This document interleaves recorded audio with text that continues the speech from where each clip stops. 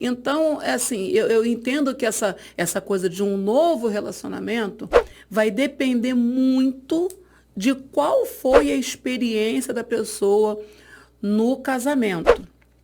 Eu, para mim, não vejo dificuldade nenhuma em novos relacionamentos. Por quê? Porque eu tive um casamento maravilhoso. Sim. Meu primeiro marido era um príncipe. Eu falo isso para todo mundo, repito 1000 vezes, né? Meu primeiro marido era um príncipe. Me tratava como uma princesa, como uma rainha, né? Como diz algumas amigas minhas, lambia o chão que tu pisava. Sim. Né? Porque era assim, era algo assim de um cuidado, de um amor, de um zelo, de uma compreensão. A gente tinha uma unidade, né? Eu até falo às vezes que o nosso relacionamento transpassava a unidade para entrar na unicidade, Sim. que são coisas diferentes. Unidade é estar unidos. Unicidade é a graça de se tornar um só.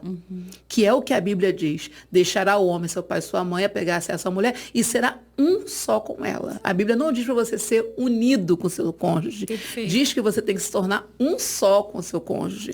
E no meu primeiro casamento, eu tive a graça de ser uma só com ele. Né? Nós éramos realmente um ser só. Eu pensava de um jeito, às vezes ele pensava de outro, nós sentávamos, tirávamos as nossas dúvidas, resolvíamos as diferenças de pensamento e saíamos da conversa com uma visão só. Sim. Sabe? Então, isso, assim, era extraordinário. Ele era um homem muito compreensivo.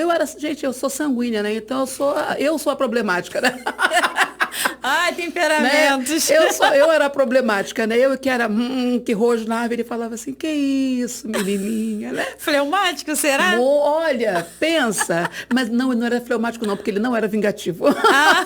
Ele não era, ele era mais pro lado melancólico mesmo. Sim. Tinha um pouquinho do fleumático, porque ninguém é um Sim. temperamento só, né? Isso é uma combinação de todos, só que sempre tem um mais dominante. Sim. Eu acho que na época ele era mais o melancólico, sempre foi, porque teve as questões de infância, outro podcast, gente, não dá, né?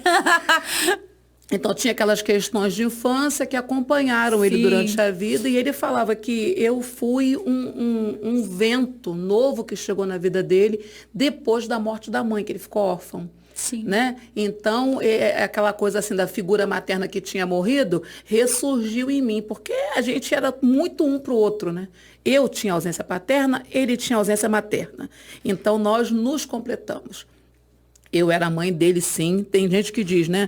Mulher, não seja a mãe do seu marido. Não seja a mãe de carregar no colo, de amamentar, né? De fazer tudo por ele. Até porque pelos filhos a gente é mãe, mas a gente tem que ensinar os nossos filhos independência. Sim. Então, quando eu digo que eu era meio que mãe do meu falecido marido, era na parte do afeto, da afetuosidade, da compreensão, daquele Esse dia lado que ele... feminino Sim, mesmo, né? De dessa acolher. coisa feminina, Aham. do acolhimento, do abraço, do Sim. ombro, né? Então, nesse ponto em mim, ele encontrava a amiga, barra mãe, né?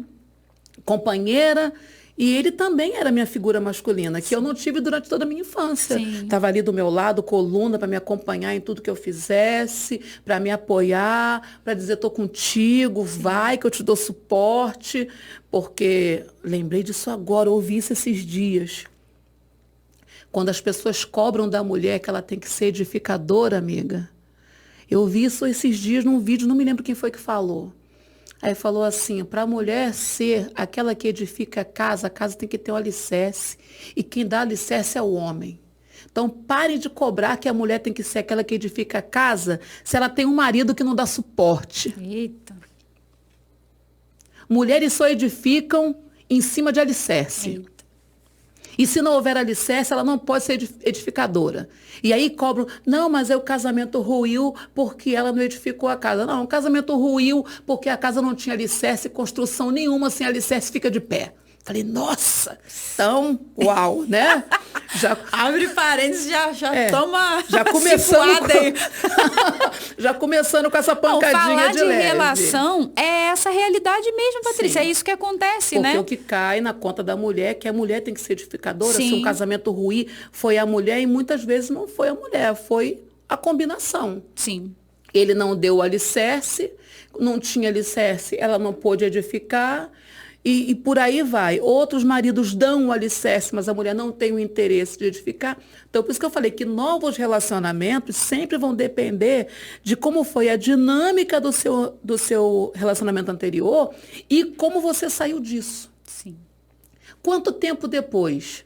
Depende. Tem gente tão ferida que nunca mais vai querer casar de novo, como minha avó. Sim. Deus me livre, eu falava assim. Sim. Deus me livre me casar de novo. Não, teu avô era ruim, a beça pra mim, eu caso com outro homem ruim. Não, Deus me livre. Não dou satisfação a ninguém, faço o que eu quero.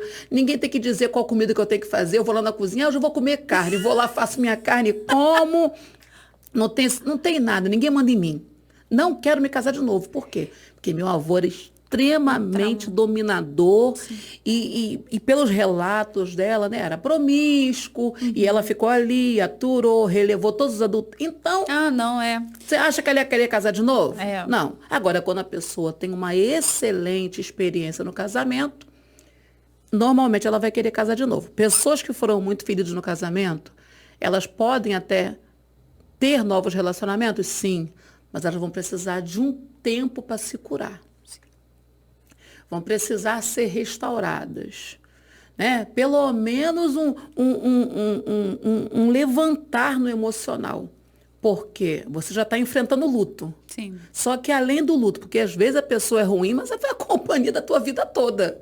Você só conhecia aquele ruim. E aí, quando você sai daquilo, você ainda demora um tempo para você poder ganhar força para voltar a andar. Então, tudo depende muito de pessoa para pessoa. Sim. Eu ouvi de uma amiga minha, Patrícia, você chora que teu marido morreu porque ele era bom. Eu, quando o meu morreu, quase fiz culto de ação de graça. Eu ouvi um relato na época da minha formação que eu nunca me esqueci. A gente foi fazer um trabalho sobre família, né? O conceito de família. E aí, uma das alunas, ela foi até a avó dela, que ela tinha a avó dela como referência de casamento. Sim. E teve um período, né, muito difícil da vida da avó, em que perdeu o avô, o esposo, né? E eles tinham para mais de 50 anos de casado, porque antigamente as pessoas se casavam com 13, 14 anos, Sim. né? A minha avó é uma realidade dessa, ela casou com 14, a mãe do meu pai. Casou com 14, com 15 já estava tendo o primeiro filho, né? Então, assim, essa é a realidade. Então, 50 anos de casado a mulher tinha e ela perdeu o marido. Só que uma mulher extremamente reservada, né? Uma mulher que não passava nada, assim, de ruim para ninguém e tal. Então, toda a família tinha ela como referência de um bom casamento, né? Enfim. E ela fala que ela tomou um susto muito grande, porque quando teve o enterro do avô, toda a família falou assim, pronto, agora a minha avó, a vozinha, vai embora junto também. Porque, né, foi uma vida inteira construída e tal. E ela falou que quando teve uma reunião de família logo depois disso, depois do enterro, e todo mundo perguntando, preocupado com ela, como é que você tá, o que você precisa, como é que vai ser? Ela, em silêncio, uma coisa só. Ela falou, a única frase que me impactou e guardei, a menina contando, né? Foi que a avó dela falou assim, eu enterrei um homem que eu nunca conheci. Meu Deus, 50 anos. Ela falou, eu não conheci. Eu acho que enterrei um desconhecido. Meu Deus, olha isso. Ela falou que ela levou um susto tão grande, porque assim, a profundidade, né, de se avaliar 50 anos de um relacionamento, né, e uma perda, assim, todo mundo ao redor achar, né, que seria, nossa, enterrou a vida dela, foi uma vida construída. E ela falou que tinha enterrado um completo desconhecido, né? Gente. Então, assim, muitas pessoas, né, muito provavelmente vivem longos anos de casamento, mas é isso que você está falando. Depende da experiência que você teve, né? Porque, assim, ao invés de ficar saudade, fica alívio. Ficou exato. Fica um alívio. Livre Sim. estou, frozen Mais pura, ou menos né? assim. Sim.